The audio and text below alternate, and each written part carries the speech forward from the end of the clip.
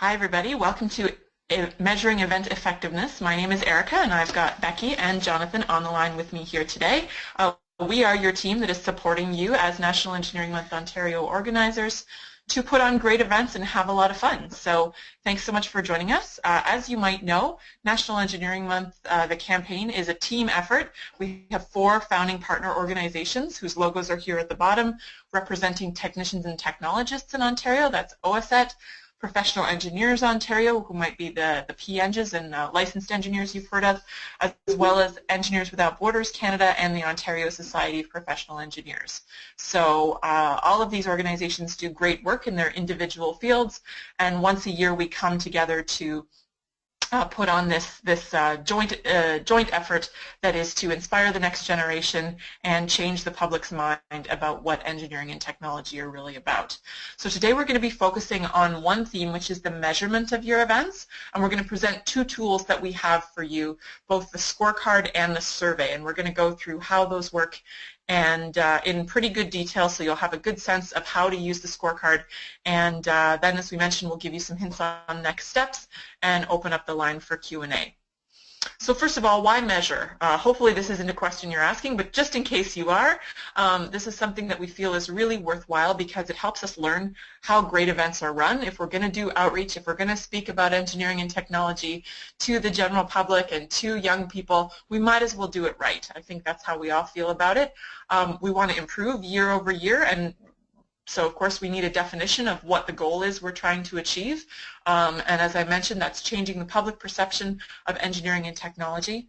And all of us in our day jobs or our work as students, we are critical thinkers. We think of ourselves as people who take our goals seriously. Therefore, it's worth it to make sure that we're doing something properly. So all of these are pretty good reasons to measure in general. Now, why an event scorecard? This is, as the name suggests, it's a scorecard. It's an Excel file, which you may have already, or it may be on its way to you. Some of you may not have received them yet. In that case, just hold tight. You will see it very soon. It is to track your performance as this person's doing here when they're playing golf. It is a self-evaluation scorecard. It's nothing that we are foisting on you. We're not telling you what the mark is. We are giving you the guidelines, giving you the rubric, and then allowing you to score yourself according to those criteria. So it gives you a structure for planning as well, because obviously we're setting you up to succeed. We're going to give you basically the blueprint to have a very successful event ahead of time, and we've put all of our knowledge and insight into what a successful event looks like, and given you the criteria to knock it out of the park on all of those criteria. So Becky and Jonathan are going to be taking you through each of those in detail. Everyone is filling out the same scorecard, so that's kind of cool. There are over 300 events happening and well over 100 different organizing members, mostly volunteers, some students, some professionals across Ontario. If you want to compare notes, you can compare scorecards and talk about what score you gave yourselves. It's not a competition, but it never hurts to challenge ourselves and challenge each other to be better.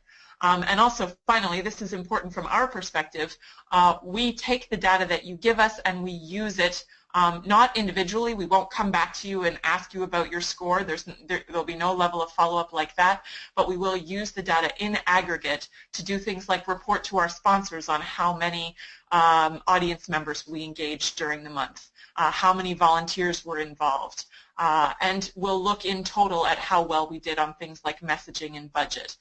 So this data is very useful for reporting purposes. We need it for that, but we're also very committed to making sure that the process is designed so that you get benefit out of it too as an organizer.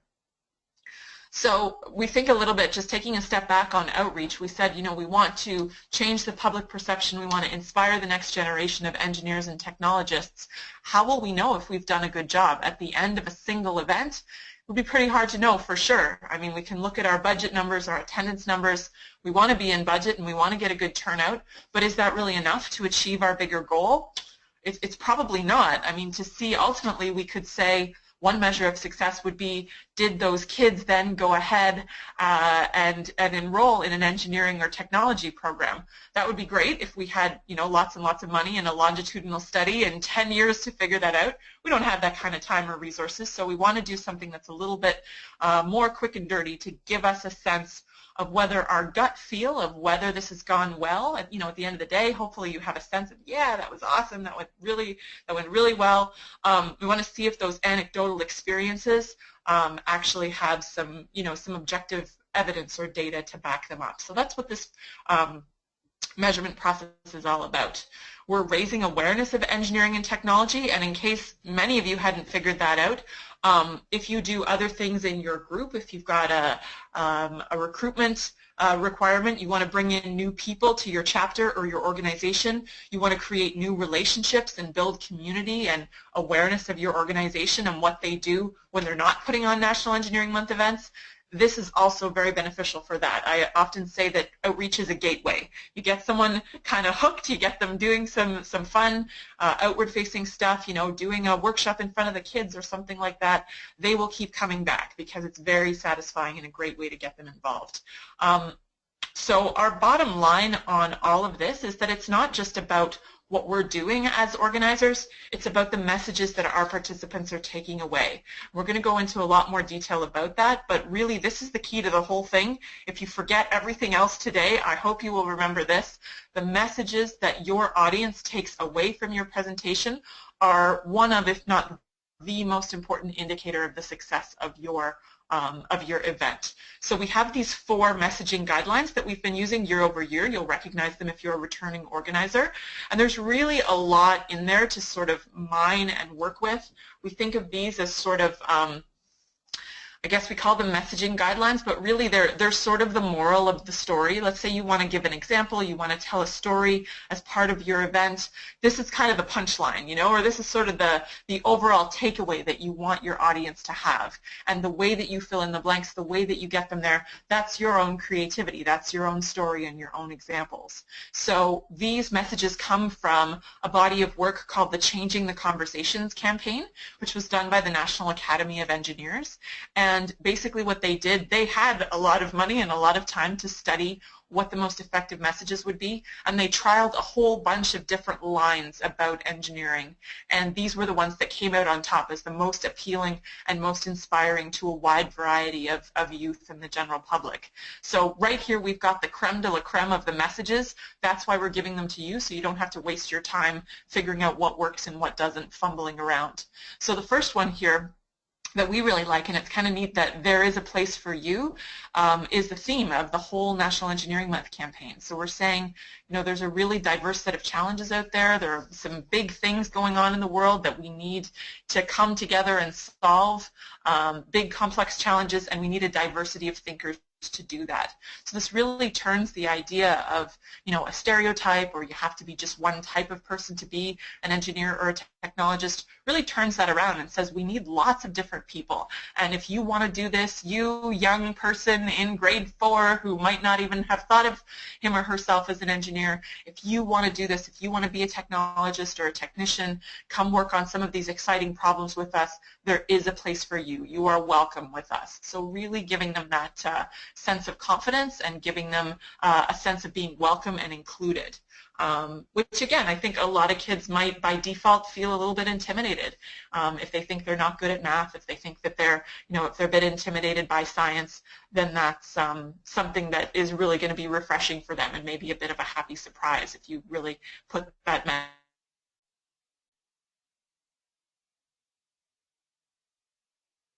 across effectively. Second messaging guideline here, shaping the world around us. I've had experience in industry myself. I worked in manufacturing for a little while. One of the first things I ever worked on was the water pump for the PT Cruiser. So there was this little pride that I felt every time I saw a PT Cruiser drive by. I would be like, hey, I helped make that happen. That's pretty cool. So shaping the world around us, sort of contributing to the things that are out there and shaping the world, making different things happen yesterday, today, and tomorrow. So I love talking about this one to a group of kids, say, what was the world like 100 years ago? What did it look like? What was going on outside? What did people do all day? Boy, pretty different than what they do now, right? And what are the things that are different? And talking about how technology and the engineers and the technologists and technicians behind it have had such a profound effect on our lives, and then get them thinking about what life is going to be like 100 years from now. What are the sorts of things that are going to be around that are going to shape the future? So lots of creativity, and maybe your event is focusing on that future, and you've got some specific stories to tell around how we shape the world. This third one is one of my favorites because it's so unexpected. Creativity and imagination. Sometimes we think about, chefs or musicians or sculptors or painters as they're the creative people, and engineers, well, we're just the number crunchers. Whereas really, when you think about what engineering and technology are about at their core, they are about taking an idea, some kind of concept, some kind of blueprint, some kind of vision for something that doesn't exist yet, and turning it into reality. There's a lot of bumps and lumps usually in the middle. There's a lot of failure and a lot of trial runs and prototypes that don't work out, and that's part of the glory of it, but there is ultimately a vision to all of that, taking imagination and creativity to turn ideas into reality. So this is a great one for considers themselves a creative person. Make them how they can take that creativity, channel it through an engineering or technology career, and do some really, really amazing stuff. So it's great if you consider yourself a creative person, or your volunteers consider themselves creative. Talk about that. Show how it's not about black or white. You're either this person or that person. We really are sort of these well-rounded and interesting human beings that have more than one side to us. We're not sort of one thing or the other. And lastly, we've got this other messaging guideline that is all about safety, health, and happiness. So we often think about how, as engineers, I know our ode to safety of wearing our iron ring, we're thinking about public safety a lot, but what about health and happiness, and how we're ultimately doing whatever we do in our jobs, we're doing it for other people. So again, it's breaking down this stereotype that we might have that engineering is just about technology, or that it's just about gadgets, or that it's just about sitting by ourselves crunching numbers or something. It really is a people profession. It's people working for people and making a world of difference. So linking to that impact all around the world. So hopefully we've given you a sense. These messaging guidelines really are the at the heart of what we're trying to do as far as the campaign goes, and showing you how they can be unpacked and used will hopefully set you up to do a great job explaining the messaging, which is the thing that you'll score yourself first on, and it's worth the most points of anything on the scorecard. That's how much we want you to know that the messaging is important. So just a quick little thing that you should notice. I mentioned that we want the scorecard to be something that is useful to you. So there's the part where you score yourself that we will need to get back from you. This part we don't actually look at, but these are just a planning tool, an aid for you, your event planning checklists. We've got 3 of them here. You look at this one before your event on the left-hand side, look at this one during the event, and then this one after the event. So it's just sort of an overview, because there are quite a few details to think about if you want to hit everything. And we've divided them into the basics, advanced elements, and bonus elements. So Jonathan and Becky will be walking you through those details.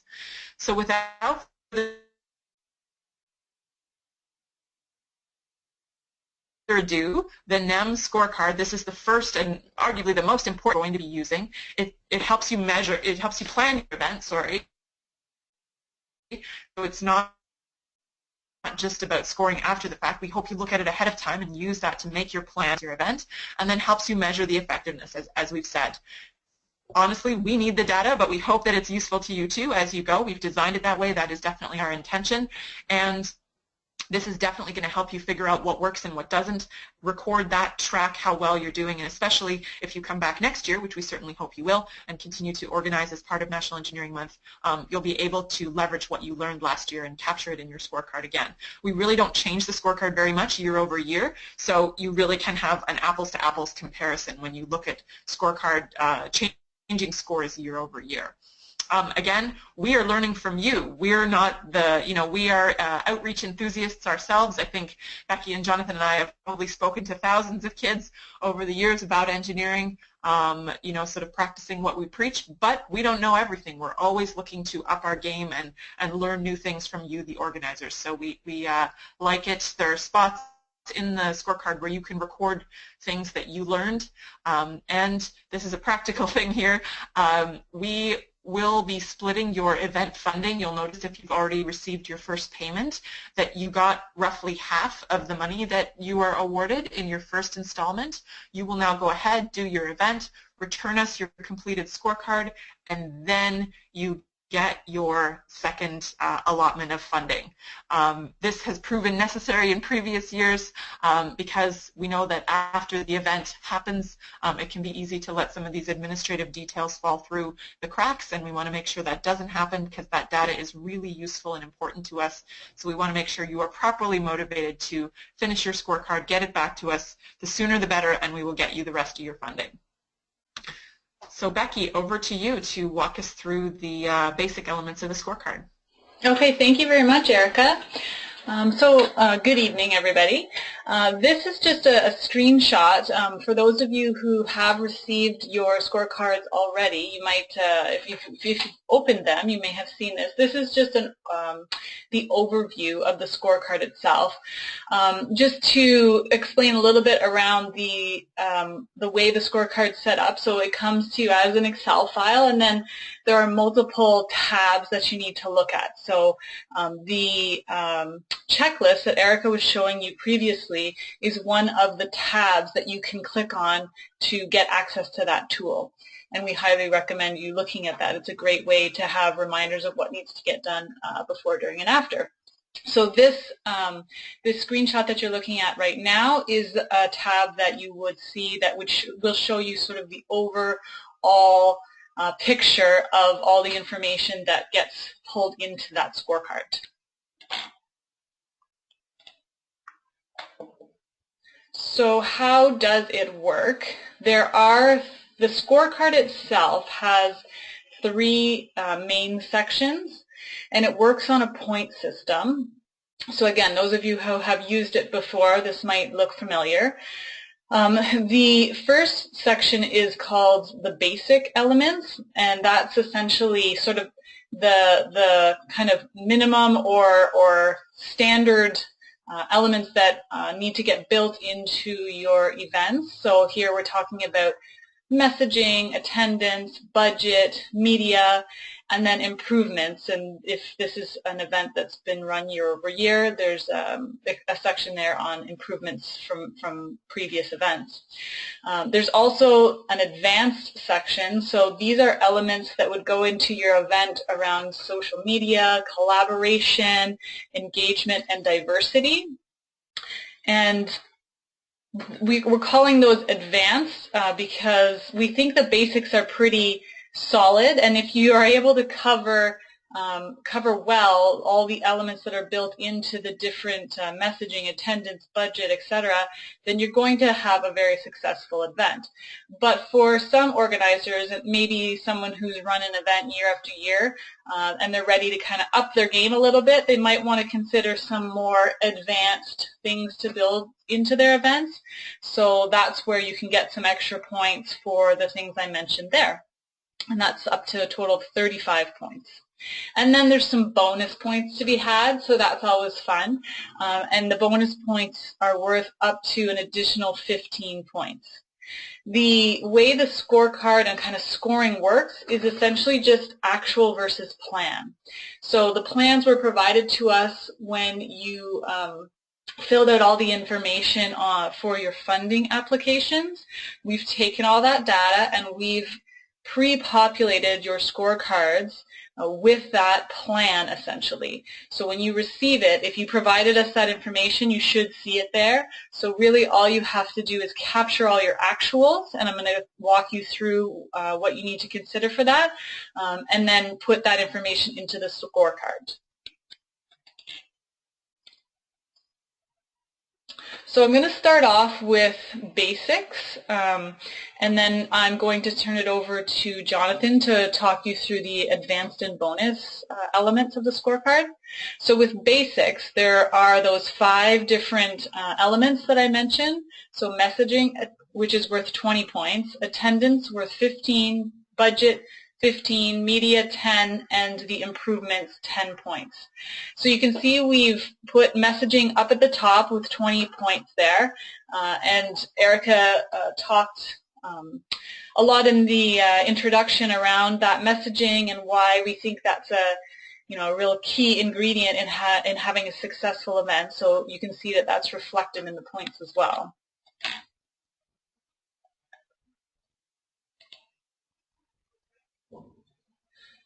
So with messaging, essentially what we're doing here is looking for how well the attendees understood the messages. Did they get the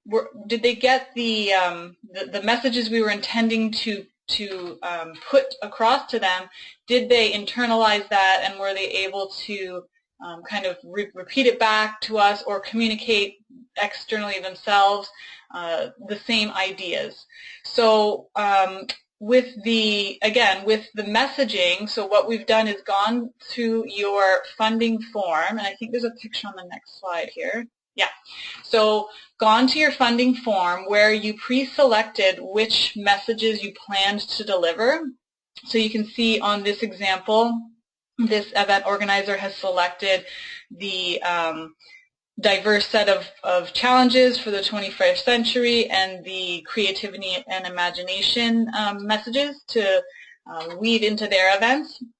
So that's what has been pre-populated into your event scorecard, which I think is, oh, no, not yet. So you might be thinking at this point, how am I going to be able to figure out if the participants were able to internalize these messages? How am I going to know if people are taking that information that I'm trying to convey and interpreting it the way that we are intending? So this is the second tool that Erica mentioned at the beginning there were 2 tools we were going to talk about today. So the second tool we have is the participant survey. So just wanted to highlight that this has been constructed in a way that is, and designed in a way that makes it aligned with those messages, makes it simple, fun, quick to do, easy to read. It's been developed by researchers at Queen's, so there's been some thought put into how it's set up here. And if any of you have used it in the past, hopefully you've had that experience with it. But it's going to enable you to see, what worked with your events. Really, did they get it? Another neat idea is to use these surveys, participant surveys, as a tool not only for feeding back that information back into your scorecard, but also maybe help you get some points on your scorecard with your social media posts. So I believe I have a few slides here. Oh, before I get to that, this is a picture of what the survey looks like. But I'm going to show you, there's some slides that have some of the comments, real live comments from real live events that were done. So taking a snapshot of your surveys and posting those on social media is a great way to sort of, I guess, check that box on your scorecard, but just generate that interest and keep, sort of keep that memory alive. And then we really wanted to share some of these responses with you because the filling out of the scorecard is, we're calling a bit of an administrative task, but I also want you to consider using it as a way to go back and sort of relive your event and rekindle some of the excitement that you're going to feel during your events when you're reading through some of these some of your survey responses. So you can see there's a really neat one on this slide that says you fail many times, but then you finally get it right. So it's just so rewarding to see those those messages echoed back, and the way that the obviously young participants in this case have internalized those and are repeating them back. So here's one. Looks like we've converted somebody that they might become an engineer in the future. How exciting is that? This one was a pretty neat way of thinking about engineering and our safety. So a well-engineered product is dependent for our safety, just like that bridge. If engineers don't make something correctly, it could be the difference between life and death. And then here's a really interesting idea where engineering helps in harvesting food, getting water, and many other things you didn't expect it helps with. So pretty cool to see that we were able to illustrate for one of the participants that engineers do things that they didn't expect. And so we were able to maybe break down some of those stereotypes. And so you can really tell from reading this message that the person that was involved really took something away from that day. So just a reminder, so on your checklists, one of the things to consider during your event is to administer your surveys. So it might be an easy thing to overlook. So you find the surveys on the NEM Ontario website, so just nemontario.ca, and go to the page for outreach resources where there's a link to the surveys. You can print out as many as you think you're going to need. So a good idea to make sure you're prepared, have your surveys printed, maybe put one of your volunteers or give them the responsibility of handing out the surveys, or depending on how your events are going to run, you might need to do this in different ways, but controlling the survey sort of handing out and recovery in some way. Consider having writing utensils available, some pencils available, so that you can collect this critical information during your events. And then the after. So here's where you get to analyze that data and check for the messaging alignment. So my advice here is have fun with it. I mean, some of you are going to have are planning really large events that are impacting a lot of people, so you have a lot of participants, a lot of surveys to go through. So have fun with it. Maybe do it at a chapter meeting or organize a little get-together, divide them all up, and use it as an opportunity to rekindle some of that excitement that you felt during the event. So here's the nuts and bolts of the rubric around messaging. So after you've analyzed all your surveys, if you find that all audience members reported the intended messaging, that's worth 20 points. If nobody did, that's 0 points. If you got some of your messaging across, or some of your audience members reported the intended messaging, that's worth 5 points. And then we consider also unintended messaging that can sometimes happen during events. So obviously we don't want to have some potentially negative messages get across. So if that happens and we find it reflected in the surveys, we want to acknowledge that, and that's a deduction of 4 points.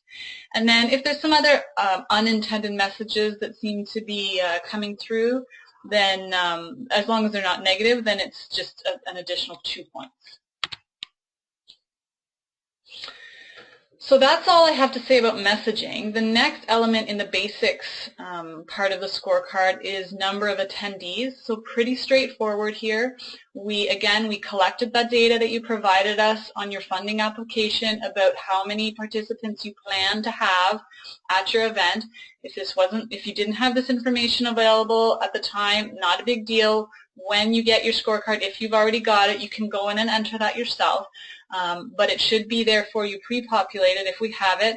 And then really just use this as a reminder that you do need to keep track of how many people are attending your event, so that you can fill out this part of your scorecard. And this is important, as Eric was mentioning during the introduction, that this is some of the information that we collect from year to year to see overall how the campaign is growing. And we're pretty excited to say that it is growing, so we hope it continues to keep growing. So it's really important that we get your numbers for attendees. Again, the rubric for attendees. So if you get on, above, or 10% below your target, that's worth 15%. I will highlight that this was, I believe there was some feedback that came from previous National Engineering Month campaigns that happened that in the past we were, I think, deducting or not recognizing if you were going above the target amount. And based on that feedback, we've modified the scoring so that if you do go above by 10%, then you still can get the maximum points at 15. If you are 25% less than your target, that's 12 points. 40% less is 8, 50% less is 4, and more than 50% less is 0. All these rubrics are available on your scorecards, so when you get it, or if you've got it, you can have a look. On the Basics tab, the data entry section is sort of in the first, I'm going to say, 10 columns. And then the scoring rubrics, if you scroll over to the right-hand side of the sheet, you'll see all the scoring rubrics there. So then after attendance comes budgeting. So budgeting overall is worth 10 points. So basically it's pretty straightforward. You get full points for spending equal or less than budgeted. And again, your budget information we got from your funding application. So your initial planned budgets were pre-populated by us. And then here's your rubric. So if you're on or under budget, 15 points. Over budget by 10%, 12 points. I'm not going to read through all the numbers. You guys can see them up there. But essentially, the more over budget you get, the less points you're going to get. And then media, so the second last of the elements that go into the basics part of the scorecard is media, worth 10 points. So again, we asked you when you fill out your funding applications how you intend to incorporate media into your events. So the rubric that goes into the media scoring is essentially you get points for as many different ways as you can incorporate the media elements that you planned on using. So for example, if you designate a media coordinator, you get 2 points. If you also designate a photographer, you get an additional 2 points. And then if you invite the local newspaper, you get 2 points, so up to 6 points for those 3 things. So you just keep, it's a cumulative total up to 10 points for media score.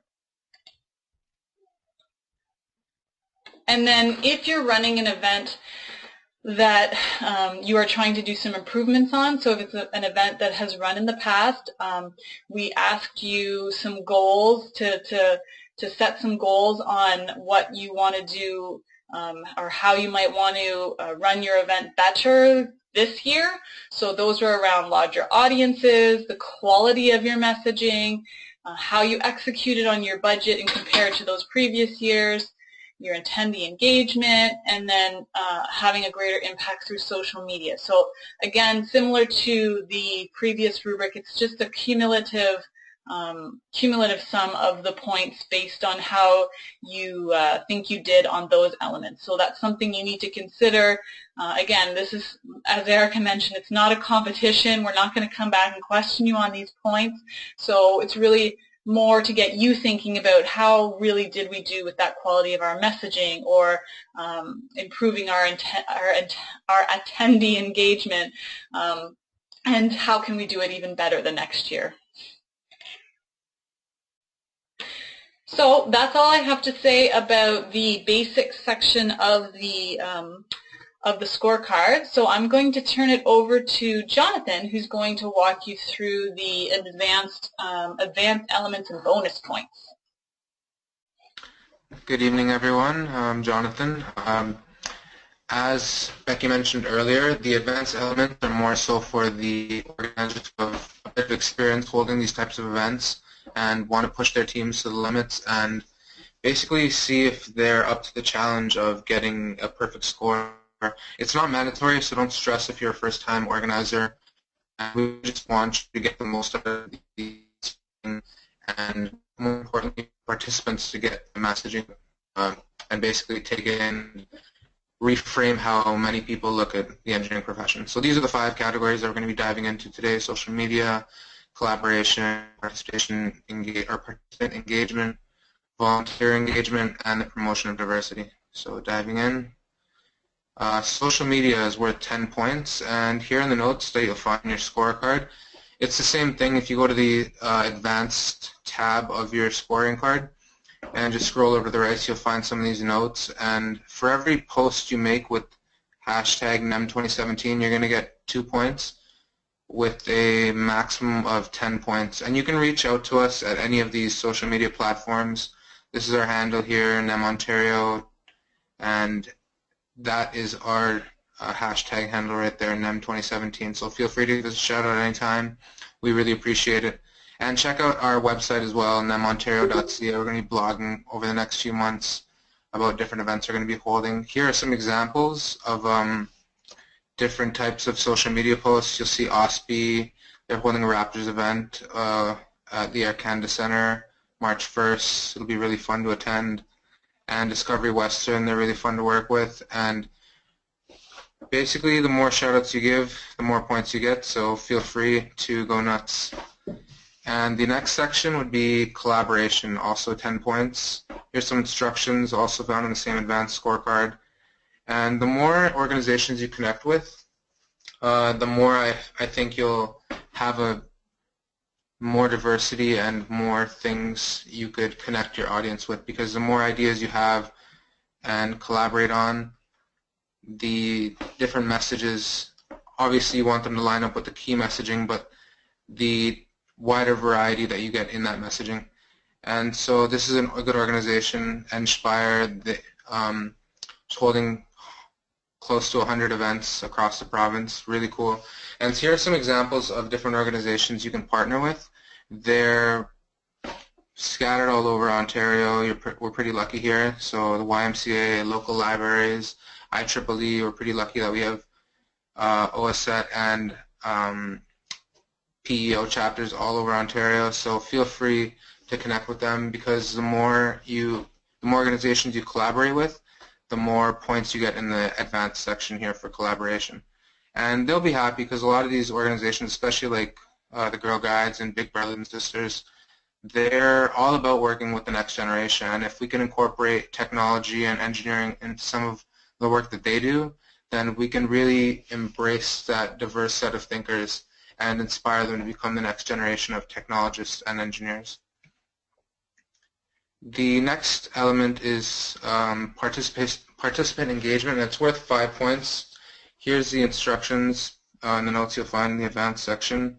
So 0 is what you'll get if the participants didn't feel engaged much, and 5, they're highly engaged. So the more interactive activities you hold, the higher likelihood you'll have of these different participants feeling engaged, and you'll be able to tell whether it's eye contact or whether they all fill out the survey really positively. You'll get a good gauge, and you'll become better at gauging your audience as time goes on.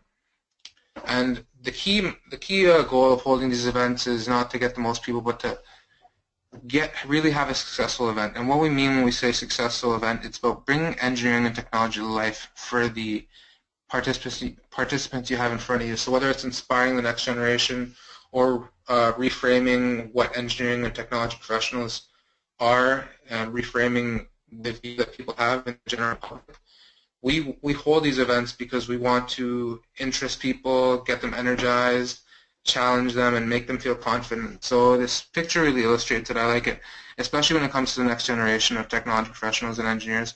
We really want them that they can do it, that they can overcome a lot of the diverse sets of challenges we have on the planet right now, whether it be halfway across the world in developing countries or here at home. We really want people to not feel intimidated by these challenges, and we want them to, attack them head on. So here's some more tips on what works for participant engagement. We really want a small volunteer to participant ratio, but that's why this is in the advanced section. Don't worry too much about it. Just as long as you have really age-appropriate language and have really hands-on activities that are appealing to visual, oral, and tactile learners, then you're taking a step in the right direction. So whether it's, for example, a 5-minute discussion where people can jot down things and have diagrams in small groups, then you're really going to reach the different types of learners, which is really important to us. The next element is volunteer engagement, and this is really important to us. We basically want to really know how much volunteers you had working with you, because it's important to us to understand so we can aggregate that data and share with our sponsors, because it's really important for finding and scouting new venue spaces, the merchandise that we're going to hand out to you guys, and for promoting the next events. As I said, we really want to know how many people are involved, so please share that information. Here's the notes that you'll find, and we really want the volunteers to be engaged, so make sure that you give everyone an appropriate role. And whether it's a small role, just let us know exactly how much each volunteer helped you out, so we really appreciate that. The next element is the promotion of diversity, and we want this message to get across, is that there is a place for you, there's a place for me, there's a place for anyone that wants to be involved with technology and engineering. We want to reach out to those people, because some people, even myself, like I never thought about engineering, and right now I'm in my second year at the University of Waterloo studying mechatronics, and I had no idea that I was ever going to get into engineering, but I had a teacher that really pushed me and pushed me in the right direction, and she suggested that I get into engineering. And I come from a family where we don't have any professional people. I'm first-generation Canadian. I did a few years in the Army, so I'm not exactly the run-of-the-mill engineering student. And I kind of take pride in that, though, because I joined engineering once I was inspired to join the profession. I want to be one of the engineers that helps tackle these problems. I want to get into renewable energy, and I'm looking to basically help out with the challenges that we're facing. So the more people we have ready and willing to tackle these problems head on, the higher likelihood that we'll prosper more as a society. So the way you're going to score yourself is the more you mention things like diversity and use inclusive language, is the higher you're going to score on the diversity scoring rubric. And here's everybody's favorite, the bonus points. So there's 5 sections, 5 elements for this as well. The first being if you create a post, so more points for social media, you get another 3 bonus points for this section. The more photos you upload to the NEM Dropbox, the better, but don't worry about the numbers. Just as long as you get some in there, we really appreciate it, so we can share that with our sponsors and share that on social media ourselves.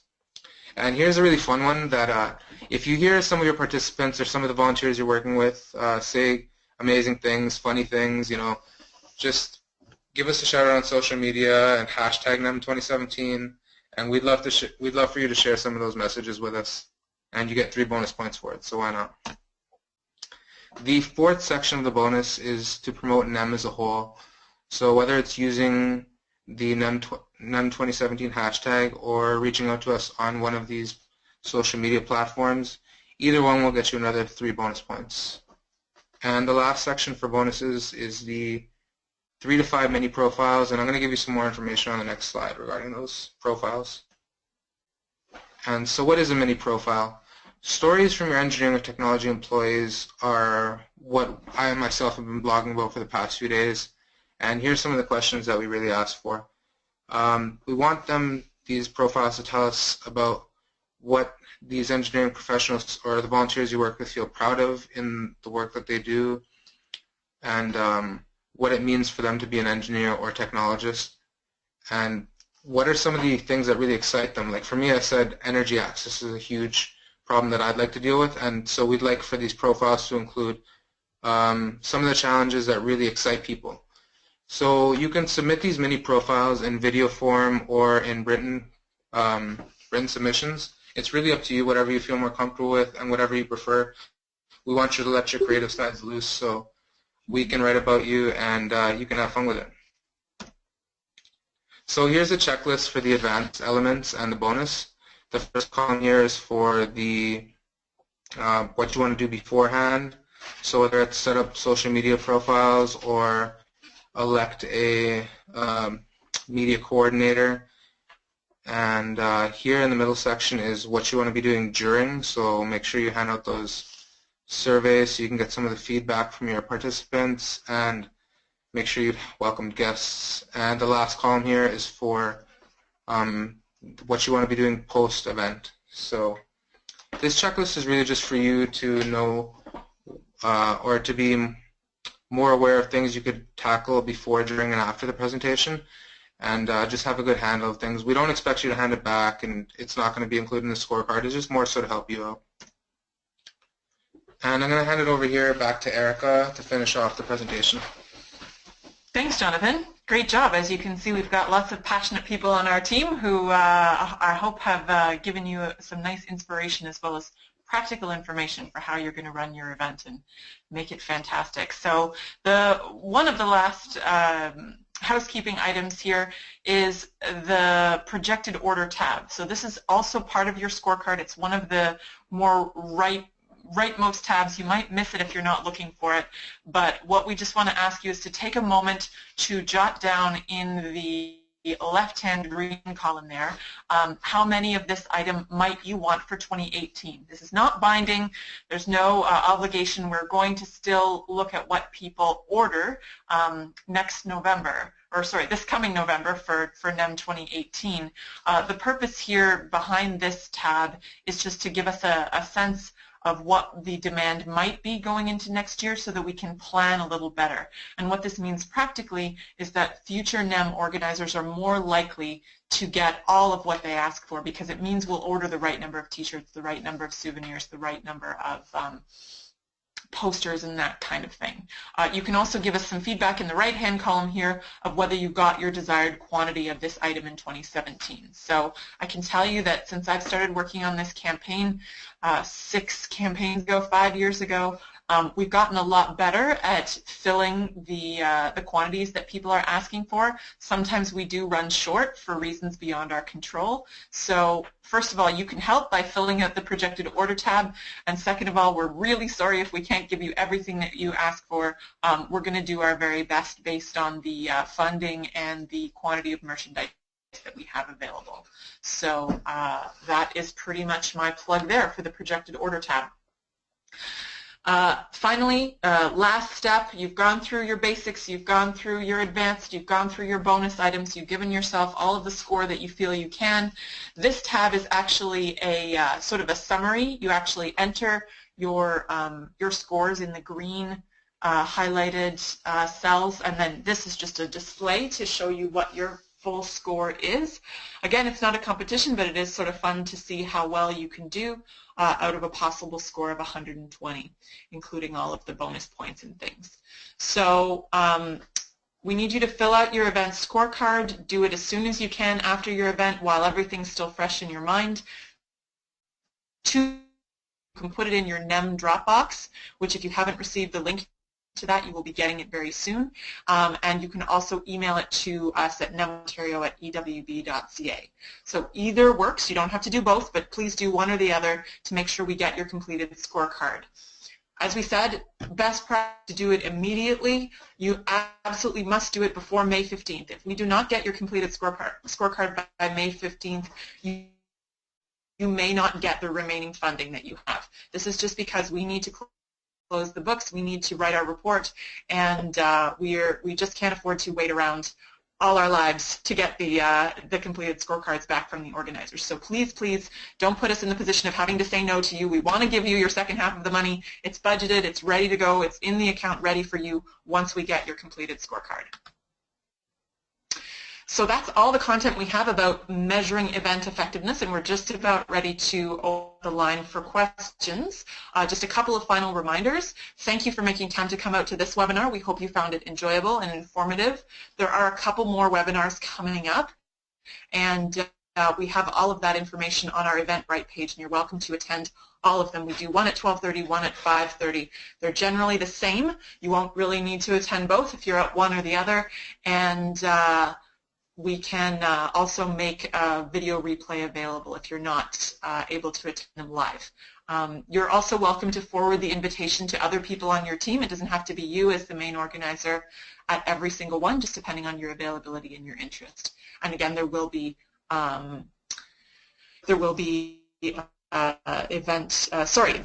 video replay will be available. And someone is asking me, yes, it's definitely possible to get you a copy of today's presentation. Becky will put those on the website, and we will send you an email with the link to it. So you can download the presentation, flip through it on your own time, or you can view the replay and get the whole commentary from us. Either is good.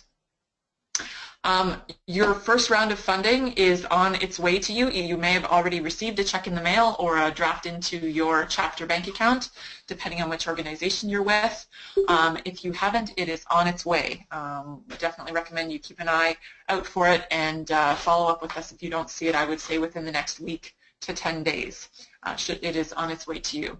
Merchandise as well is available fairly soon. It will arrive to you the short week right after Family Day, February 20th, so keep your eye on the mail.